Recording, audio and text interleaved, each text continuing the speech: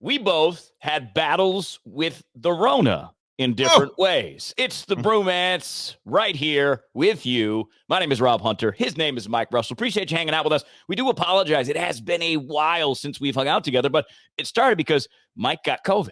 Yep. Then Lady Brewmance got COVID. So we have not been broadcast ready, but we're back and ready to go and ready to share that experience with you. But of course, we do it each and every single week, or if we don't have Corona each and every single week, we do it over a beer. Mike, what do we got today? In hindsight, I look back and I think, man, what an opportunity for us to review Corona. Yeah, this would have been fantastic to do. That's true. I didn't think ahead on that. Maybe next week we'll do the Corona, but some dude full of badassery named Rob Hunter brought me back from his trip out to the Northeast from the Maine Beer Company, Freeport, Maine. It's an IPA called Lunch. So it's lunch. Okay, so we're gonna start with lunch. He actually brought me the other bottle too, which is called Dinner. But Dinner is a night beer, and I didn't think that was a good time for 6 o'clock on a Saturday. I don't want to start with that one. So let's start with lunch in the evening. What are you drinking, my man? I'm going with the old traditional favorite, Mother Road Tower Station, because Mike Russell brought me over some when I was on quarantine. That's right. So I'd crack it open. And, nice. It's celebrating life, right? We're back out in the world. We're both negative. We're both feeling good. And I'm like, I want to celebrate. This is my first beer in like a couple of weeks. So I want to celebrate it right on top. So I'm like, hey, let's go Tower Station.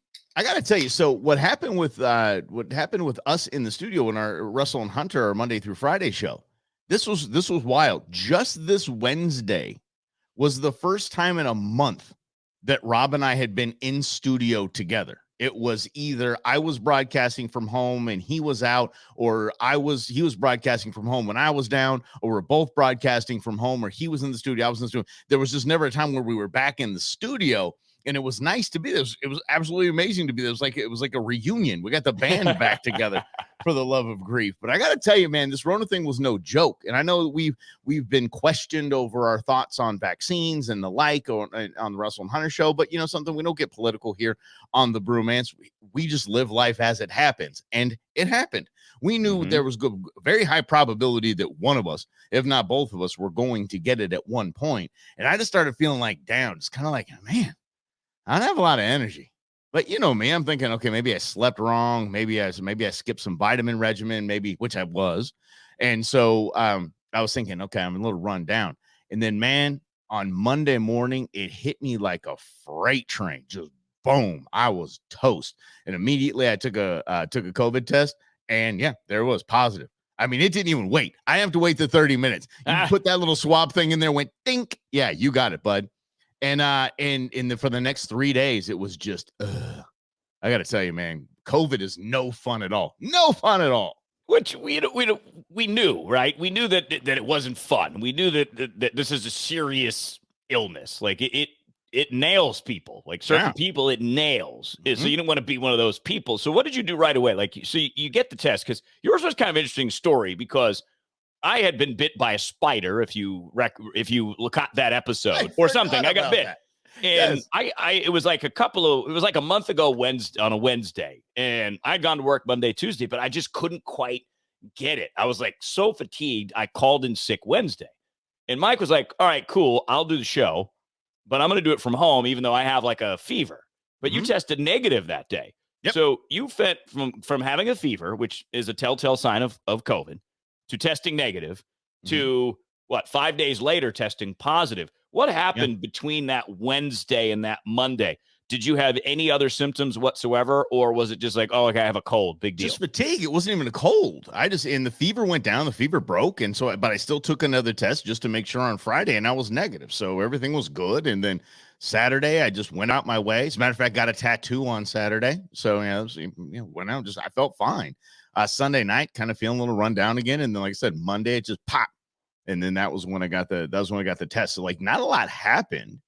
But I'll admit, I totally let my guard down the week before. And I think this is one of the big things, because Rob and I have a pretty solid vitamin regimen. They're very different, but we do take as good a care of our bodies as we can. And while we're drinking beer. And life is short. So I did let my guard down. For some reason, I just wasn't staying on top of the vitamin regimen. So I think that kind of contributed to it as well. I think the Rona was eating at me that previous week, and I didn't stay on the horse. And I think it just said, okay, I got you. So this is interesting, right? Because that's 5 days of fighting, and if you don't stay on top of it, it has ways to the COVID cells replicate, like they multiply in your body, and your body just can't keep up with it. So what did you do Monday morning? Because I was actually driving back from wherever Lady Brewmance and I were, Pine Top, and I get this text, and I couldn't read it because I'm driving. And then he calls. He's like, dude, I got it. I got the sickness. Yes, I did. I got it. Bit me. I got the bug. And so I went to it. I went Joe Rogan on it. I wasn't gonna wait around. I was gonna throw every single thing at this that I possibly could. And I wasn't gonna drink. I was gonna eat. Yeah, I wasn't even eating much. I lost a lot of weight, believe it or not. And because I was just to take vitamins, take medication, whatever it was, I was just getting like a handful of like mixed nuts or something like that and throwing it in, and just that was really my caloric intake. And I realized like Wednesday, oh my gosh, I need to have some soup or it's like a sandwich or something. And so, but as I was doing that, I wanted to check with the doctor. I wanted the Z-Pack. I wanted the steroids. I wanted the inhaler. I wanted the ivermectin. I wanted it all. I wanted to throw everything at this. I had an IV nurse, a mobile IV nurse, come over twice to inject me with to hydrate me and to just mainline some vitamins. And that was, I mean, just that package was a complete game changer. So when did you start feeling better? So again, this was a Wednesday. You have a fever breaks. You test Wednesday negative. You test Friday negative. You test Monday positive. So you start doing this regime. Mm-hmm. When did you have like, oh, finally there's some light at the end of this tunnel? It was right after I took the ivermectin, believe it or not. So I know it gets a bad rap. And once again, we're not getting political here, but I did take it, and my wife immediately said, "Oh my gosh, you look better. You're acting better," because I'm a punk when I'm sick. And so I wasn't quarantining to get the rest of the family safe. I was quarantining because they didn't want me around, is what that was. You get grumpy when you're sick? Oh my gosh, I'm the biggest baby. I'm an ass. I really am. I am. I'm just like, leave me alone. I don't even want to lift my arm to change the channel. Just put me somewhere where I can sleep and leave me alone. So that's when I started feeling better. But the problem was, it was my lungs. My lungs weren't hurting. They were just weak. And you could tell how weak they were. And it was weird. I've never experienced that. It's not like I'm some cardiovascular like workout stud, but I've never felt my lungs be that weak before. And it was weird because you could inhale, but if you blew like you're blowing on like one of those little windmill things or a dandelion or something, or blowing out candles, it was like it stopped. Your lungs would like stop. It was just weird. So I felt fine.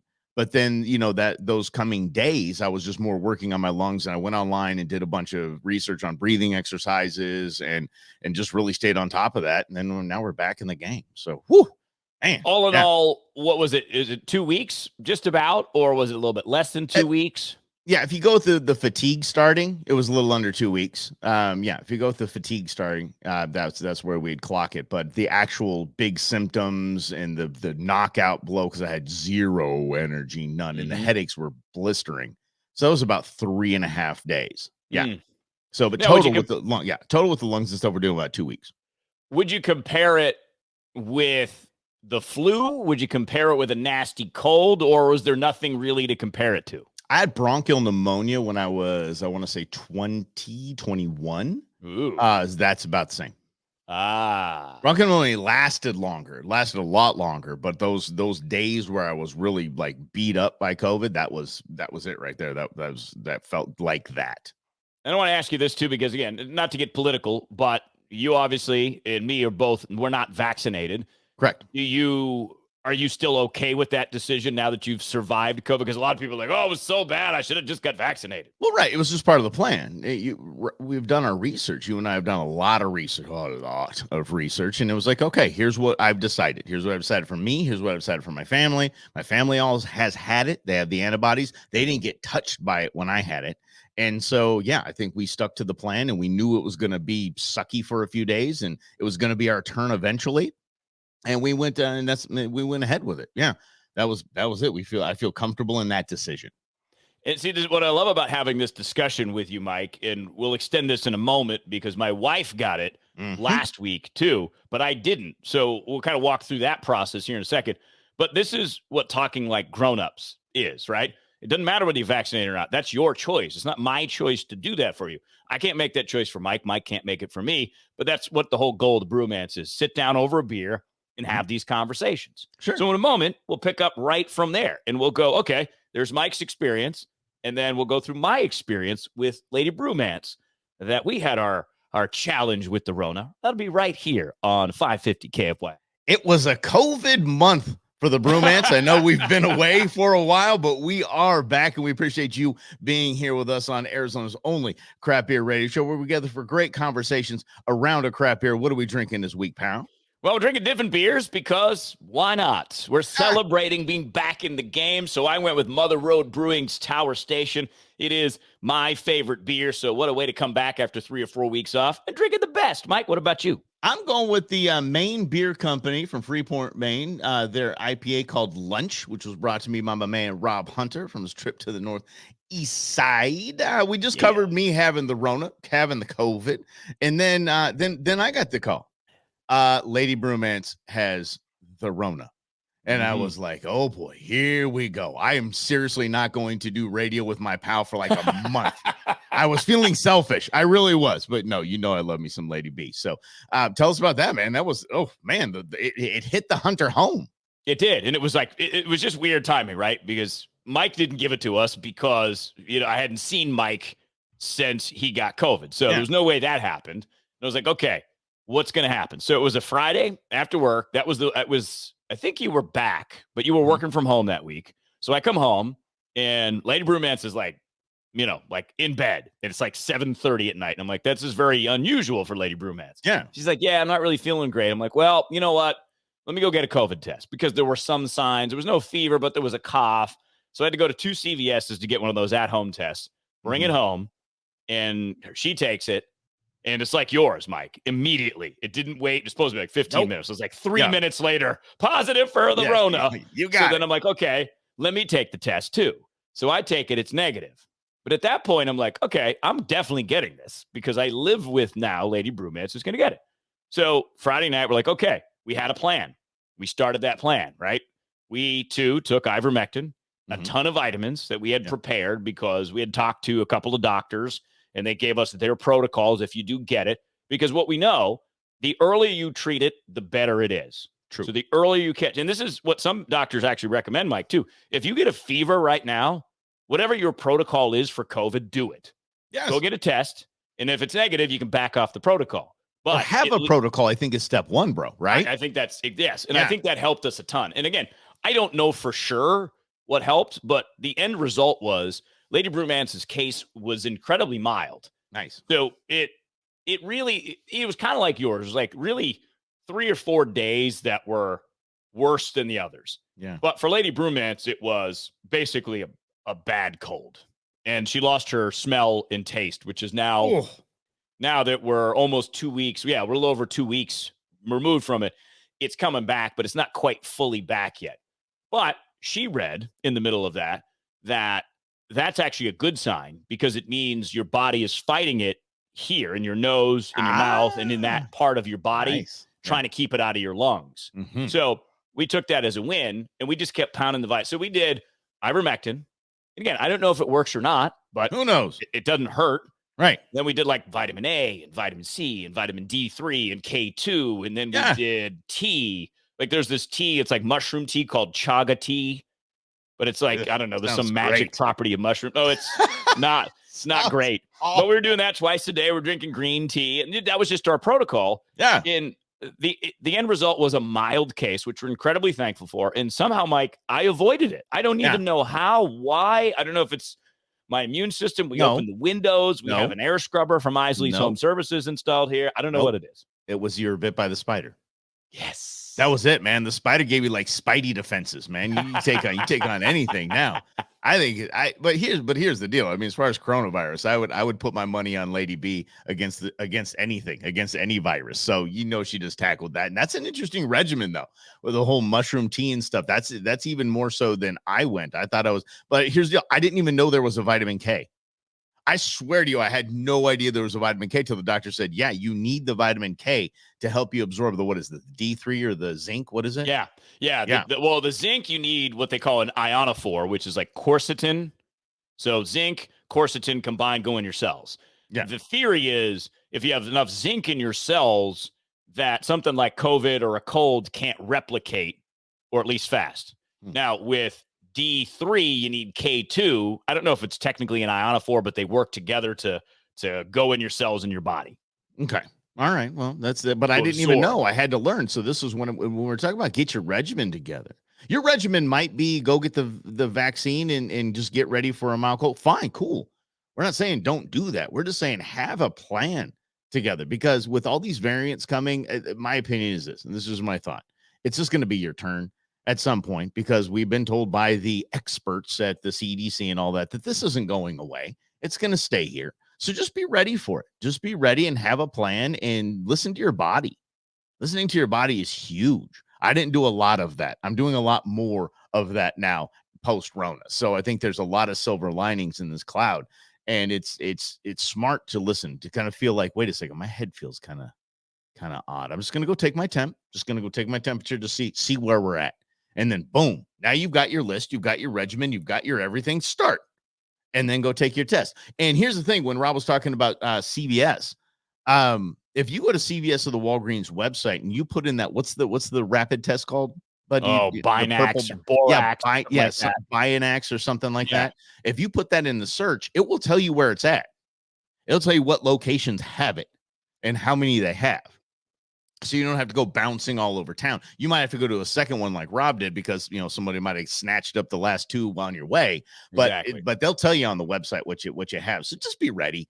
Just that's what I'm saying. Be careful as best you can. Gauge your own risk tolerance and have a plan. Well, and look, Mike and I try to deal in facts, right? Not scare tactics, because look, you get enough of those. You get media, mostly scare tactics, political scare tactics, because they stand to benefit from those fear tactics, whether it's ratings or being on TV if you're a politician, or trying to make policy or trying to gain control. Yeah, exactly right. So the idea is, okay, here's a fact. If you were vaccinated 6 months ago, I would pretend that your vaccine's not going to hold up. If you get a booster, probably same thing, but I would probably go 4 months. I would say, look, I'm pretty protected for 4 months. And then I would try to figure out what my strategy is. And that's just what it is. It comes down to. So when COVID first came in March of last year, Amy and I talked about it, and we did a bunch of research, and we listened to a bunch of podcasts, and we read a bunch of research. So we came up with an initial plan, right? And that was when, Mike, we thought 3 to 5% of people who got it were going to die. Yeah, right. So it turns out there was a mortality rate of 5%, right? Yep. So then you saw the risk categories, right? So we knew, okay, it primarily really impacts the elderly, people with pre-existing conditions, and the overweight. So, we're not in that category of overweight where it's going to be a problem. Our age in our 40s, way less risk of it being severe. So, okay, that's cool. So that's one of the reasons why we decided not to get vaccinated, because we didn't think our risk of severe COVID was very high, particularly because of our pre-planning, right? Of our plan for everyday life, with our vitamin regime, with staying healthy, with trying to eat a little bit better, with trying to exercise a little bit more, not taking our chances, but again, doing your statistical analysis of what's going to happen. Is it a chance it could really mess me up? Yes, there is. But I think that chance is small. It is. Statistically, it is. Why, exactly right. But that's why we did what we did. So that's the explanation for our decision, and we feel very good about it. I gotta let me put it this way. Now it's football season. The Cardinals are 9-2. Thank you very much. Let's say that you've never played football before, and you're gonna get a bunch of people together, all your friends and family, and you're gonna take on the Cardinals. You are going to it's not even funny. You're going to get absolutely destroyed. The game will last 2 minutes before they call a mercy rule. That's because you don't know. And that's like COVID hitting the United States. COVID hits the world. No one knows what to do. And you go out and you just get thumped by it because you don't know how to react or play its game. as we've gone through this year and a half, what Rob and I have done and what we've been encouraging you to do is learn how to play its game. It's going to virus. We always say a virus going to virus. So how are you going to take it on when you have to square up with it on the field of battle? So have your plan together. And now that we're a year and a half into it and we've been learning how to play football this entire time, now we're feeling like, okay, we can take the field and at least be competitive. We're still dealing with something that's pretty powerful, but we can be competitive now that we've learned, we've built a game strategy, and we're developing more as we go by the day. And I love that. That's a great analogy because it really is like pre-planning, right? You if you're a football team, you watch tape of the other team, you come up with a game plan. And then when the game comes, you execute the game plan. And then if you need to change it in the middle of the game, you change it in the middle of the game and you try to stay competitive, like Mike just said. I think that's a perfect analogy. I do what I can. Every now and again, at least one show, I'm going to have a good point. Let's say that's good. That's good. I set the bar low. We're setting the bar. Catch a Mike brilliant point every week here on the Brewmance. One time. It's just very simple. So in a moment, Mike also did get a tattoo, which we have not got a chance to talk about. I want to know about that experience, something I've never done. So we're going to ask Mike, doing it at the age of 39. 46. Nice. I'm going to say it loud and proud. 46, baby. That's next on the Brewmance 550 KFYI.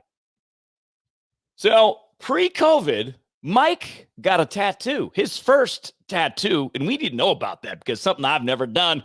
So let's go right here on the Brewmance 550 KFYI and the Brewmance podcast. Hope you're doing amazing. Again, we apologize for not being with you for the last 3 weeks or so, but we both had run-ins with the Rona. We're okay. Yeah.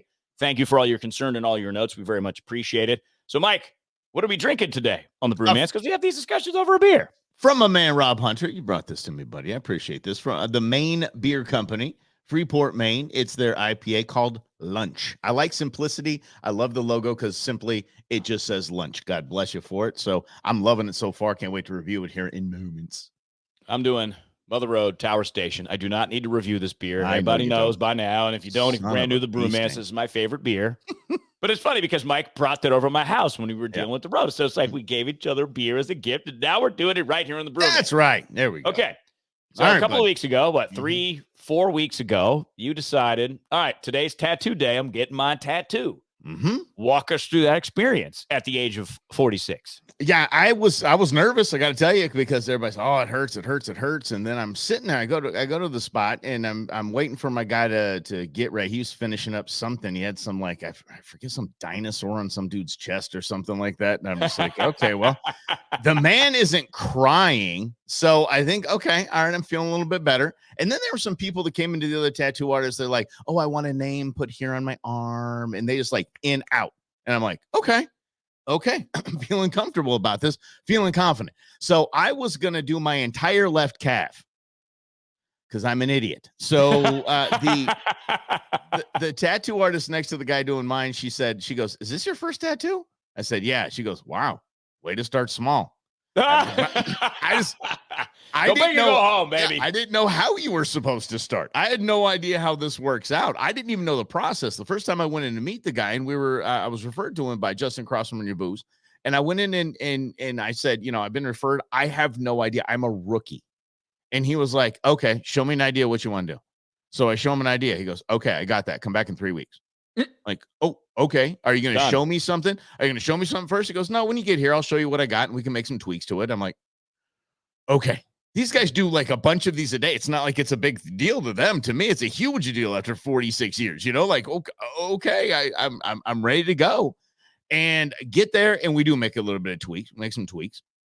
And what I got was a Celtic dog paw. So I'm very into my dogs, obviously my hunting dogs. I've lost 3 of them and I just wanted something special there. And I think it looks kind of cool. So that's what I wanted to do. And I'm Irish, Scottish. So the Celtic thing was working in there. So I'm like, okay, I think this fits. This is a good fit. And he shows me, and then he's like, okay, man, let's get cranking. Let's start this thing off. And I got to tell you, when it first hit me, I'm like, oof, okay. That hurts. This was a bad idea. Now, how much longer we got? I felt like the kid in the back seat. Are we there yet? Are we done? How much longer do we have? How much longer? And then it just kind of settled in. He brought up a good analogy. He goes, here's what it feels like. It feels like you got a sunburn and somebody scratching it with their nail. It's not a Oh. super pleasant feeling, but it's not torturous. It's not bad. The majority of the time, now keep in mind, I'm filling up my left calf here, and I've got big calves, so it's taken a while, and then most of the time it was just okay, some discomfort, and then there was a couple times where it's I want to die, and then right back to discomfort. So it was bad. What was interesting was the follow up, like the week after. It takes about a week to heal. And I was having serious pain. I was looking at everyone with a tattoo around me going, how do you deal with that where you have yours? I'm like, this thing hurts. I'm like, it's not ow. My body's ticked off right now. And so I think that's the second phase of it. I'm gonna have to ask around and see people that have a lot of tattoos if I had a different experience than them. Maybe my body reacted to it in a different way, which is very possible because my family's totally jacked up. So I could think that maybe it's something I don't want to do again because I had that kind of reaction, or if my plan for the second phase of this is going to go ahead or not. So yeah, there you go.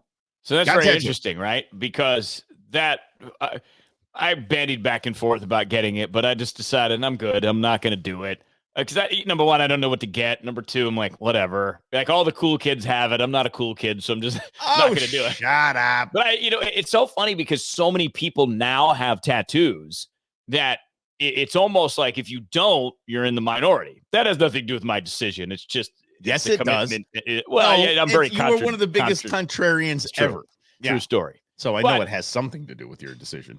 Yeah, I just didn't know, like, if I was going to do it, I was going to go all in, right? I was going to go, like, boom, full sleeve and do that. Dang. And I had an idea of what I wanted to do, but I was like, yeah, it's a lot of work and a lot of money. And then there's the pain aspect. I'm not great with pain. But it seriously wasn't bad. It wasn't. No, I'm not even talking to pay. It was not bad. Price-wise, it was not bad. I was actually surprised at it. I gave him a bigger tip because I thought I was planning on spending some money. Nice. Okay. And he did a good job. He, handled my sister and my wife were there, of course, asking questions and getting in the way and all that. So, I wanted to make sure I took care of him. Yeah, I definitely did. But I'm happy with the end result. I really am. That's what matters. As scary as it was, not for the needle part of it, as scary as it was putting something permanent on your body, I feel good about it. And the family's happy with it. The family has all said, this looks really good, looks cool. And so I'm good. I'm square. So what does it mean to you now that it's done? Is it so if you had your vision of it prior to getting your tattoo, going through the process, dealing with the discomfort and then the week to heal, now that you see it and have it, is it like, oh yeah, this was everything I imagined, it's better than I imagined, or it's not quite what I imagined? I'm surprised it's there. Every now and again, I look out, like cross my legs or something, I'm wearing shorts. I'm like, whoa, hey, look what I got. Yeah. And every time I look at it, I like it. I think it's cool. I just think because it's personal, and I was trying to put the dog's names in it, but the tattoo artist said, look, there's different ways we can do that. The way you're talking about, he goes, just let's get this first.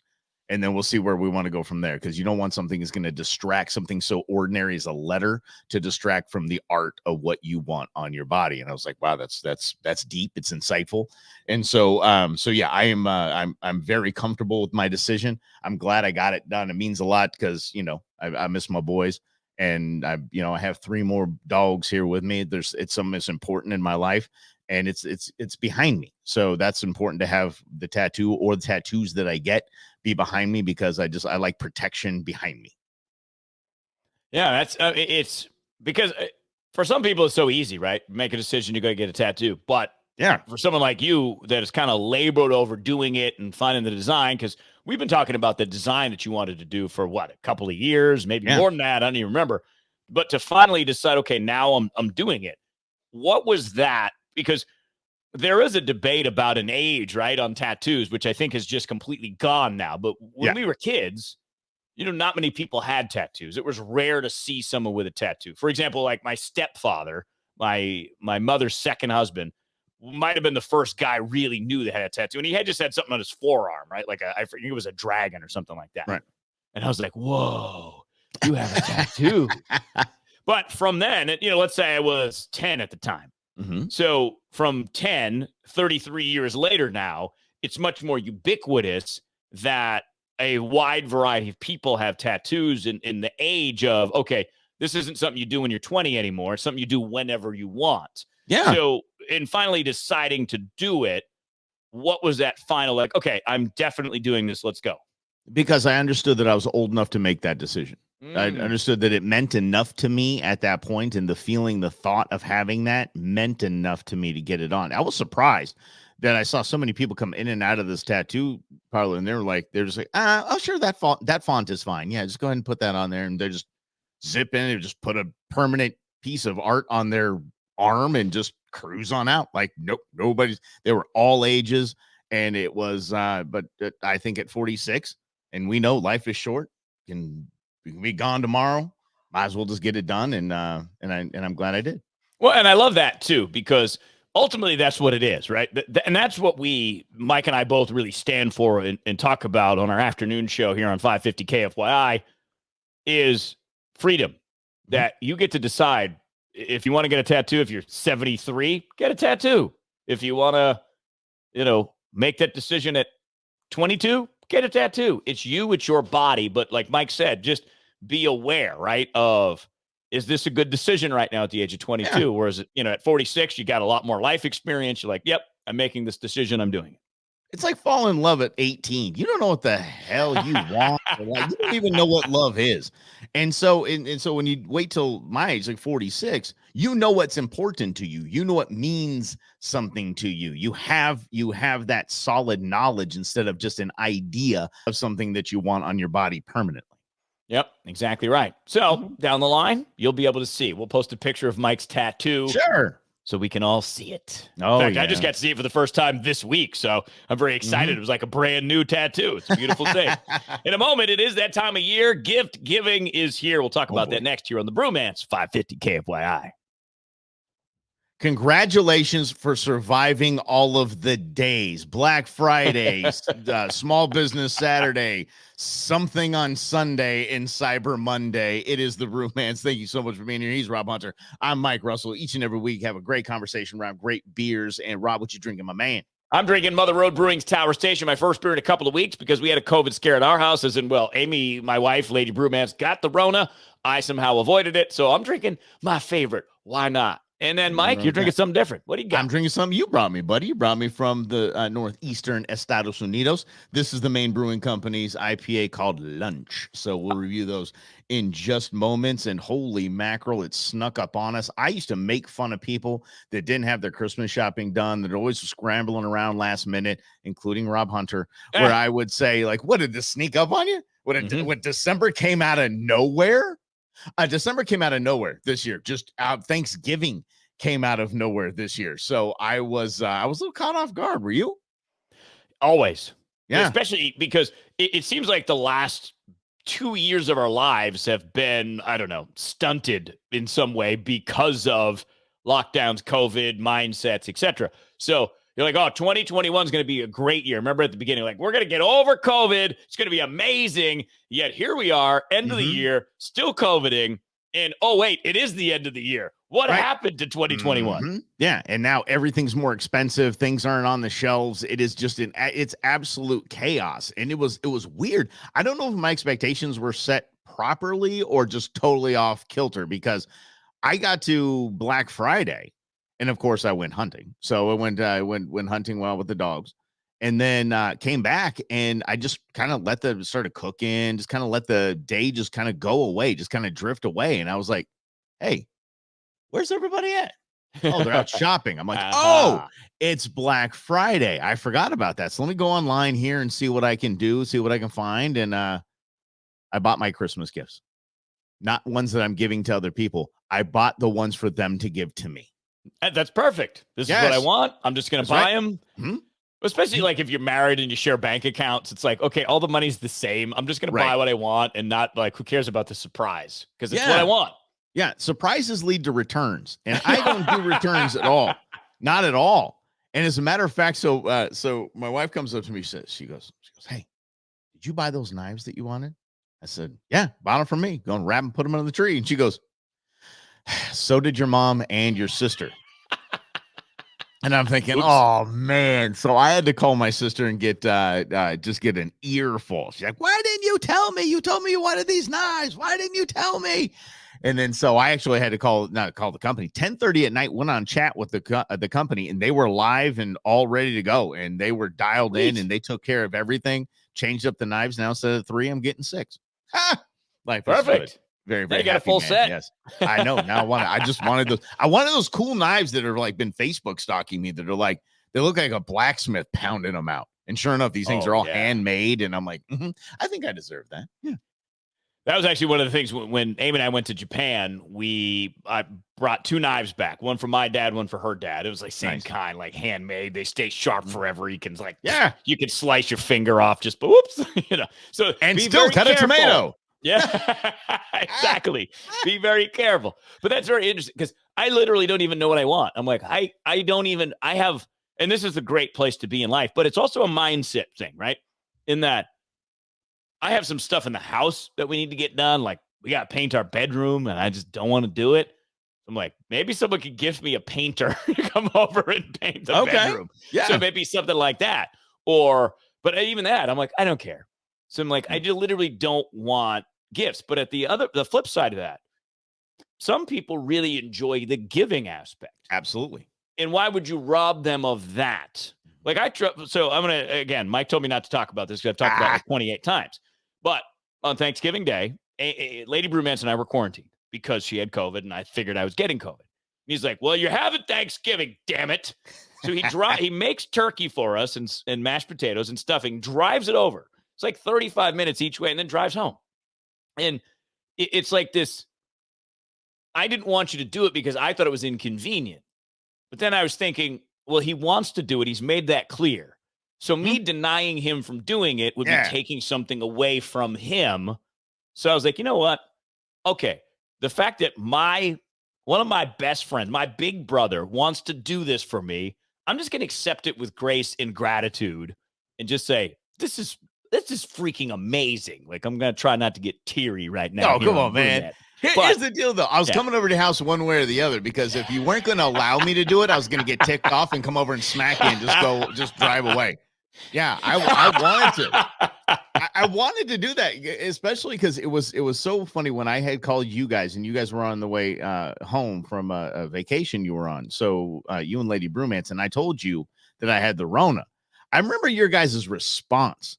And I just got to tell you, it was more caring than anyone in my family had. So I was like, these are my people. I got to make sure they're taken care of when they're down and out. So yeah, buddy, I'm glad I got to do it for you. I'm glad you got to have some leftover turkey sandwiches. The best thing. Man, I put like some nice ground mustard on that. Oh man, you had it done right, buddy. Yeah, because I ate it right. The first, eat it the OG way, like right out. You carve it, you eat it, and then you put a little mustard on. Oh man.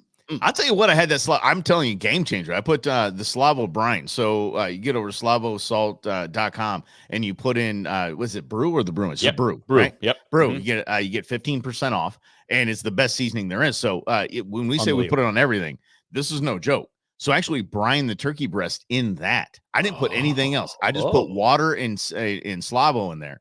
And just, I mean, it held everything. I mean, it just sucked in all that flavor, and it just stayed moist. I smoked them, so they were out on the smoker, and I finished them in the oven. So I just think they totally would have dried out had I not done that, and I didn't have to go through all the like brine recipes and all that. I just poured some Slavo in there. Nice. It's a great gift, by the way. Talk about stocking stuffers. Oh, and if you have friends, family coming from out of town, get them a package of Slavo. Telling you, they will thank you. They will thank you. They'll look at it and go, "Oh, it's seasoning." Don't worry about it. Try it. It's going to change your life. Yeah.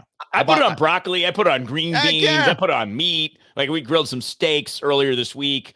That's, you brought. So I have a combo because he has a spicy too. Slavo's a spicy. So get both. Yeah. I think they have a 3-pack that you can get too with the 3 varieties. Yeah. So definitely get that. But the OG, you base that right on the steak and you throw a little bit of spice on there, depending on what your spice tolerance is. Oh, man. Oh, yeah. We call it the Hunter. Yeah. Mm-hmm. He should actually blend up some and just call it the Hunter. That's That's fantastic. But I like the fact that you brought this up, Rob, when you're talking about some people just dig the giving part. And I love that too. I don't care. I get stuff for me because I know people want to give it to me. They want to wrap it up and give it. And the kids don't know that I bought it. And their mom's basically like, this is what we got for your dad. this kind of thing. And they wrap it up. And the kids' eyes are all bright. Dad, get this one. Open this one. I just want to see everyone else open their stuff, and I want to cook for everyone all day. I want to get up and make breakfast burritos like we do every single year, and then I want to take it to. Oh, which by the way, I'm gonna steal some of your chorizo from your hunt for the Christmas breakfast burritos. Is that cool? Of course. Man. So get up and make that, and then just keep cooking through the day. That's more the giving aspect of it is what I totally dig. Because if I, at this age, if I want some, I'll just go get it. Yeah, exactly. But I think that's the lesson for me as I get older is that, right? Don't rob people the joy they get out of giving. And honestly, this is something, we talked about. I'm a Tony Robbins guy, right? And that's one of the things he tells a story. Like when he was a young kid, he was like 18 or 19 years old. He met this business leader and want to take him out. And they go out and they do their thing. And Tony Robbins broke at this point and he's going to pay. And the guy like takes it, he goes, "How dare you rob me the opportunity to buy you lunch?" That's or awesome. Something like that. Right. And I was like, wow, I never really thought about it that way, that if you deny people what they want, and if they want to give to you, you're denying that from them, that feeling that they get out of it. So if someone gives you something, accept it. Yes. Accept it with humility and grace and be thankful and grateful for it. That's a great point. And all the way down to going to somebody's house. Would you like a water? Would you like some coffee? Say yes, please. Thank you. Yes. They're saying that because they want to give it to you. Yes. Not saying that because they just have an abundance of water and coffee laying around. They really want to give that to you. So yeah, exactly right. Good point, my man. I love it. So it's been a good episode. We've told you some personal stories. So we got to end, as we always do here on the Brewmance, wrapping up with our beer reviews. I'll go real quick, Mike, just first, because we already know. Yeah. Road Tower Station. Get it. Drink it. It's amazing. It's my favorite beer. Yes. All right. Now, Rob brought me Maine Beer Company's Lunch. It's their IPA. It's called Lunch. And I'm a little freaking out about this thing. I'm ticked off that it is on the Northeast coast because this is a 9, dude. I dig this beer. This is a fun beer. It's just got everything going on. The balance is silly. And I think you had a couple of these when you were up there. A couple too many. Exactly. What a fantastic beer, though. So, Maine Beer Company, you guys just rocked it. This is a solid beer. If you do find yourself in Freeport, Maine, definitely go get one because you will enjoy it. And we'll check back on Mike on the dinner, the double IPA portion from the Maine Brewing Company a bit later. He's Mike Russell. I'm Rob Hunter. Appreciate you hanging out with us and being patient with us. We'll be back with you again next week right here on 550 KFY and on the Brewmance podcast. Cheers, everybody.